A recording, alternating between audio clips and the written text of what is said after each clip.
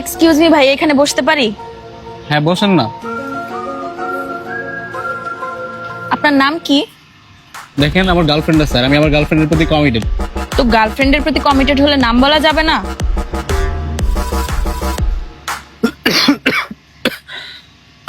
নেন পানি খান।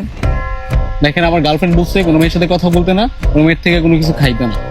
তো আপনার গার্লফ্রেন্ড কি এখানে দেখতেছে? এখানে কি সিসি ক্যামেরা লাগানো আছে যে দেখবে? খান তো, খান, কিছু হবে না। নেন।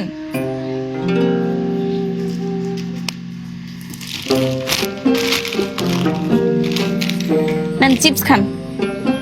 আরে আপনার গার্লফ্রেন্ড দেখবে না, নেন, সমস্যা না।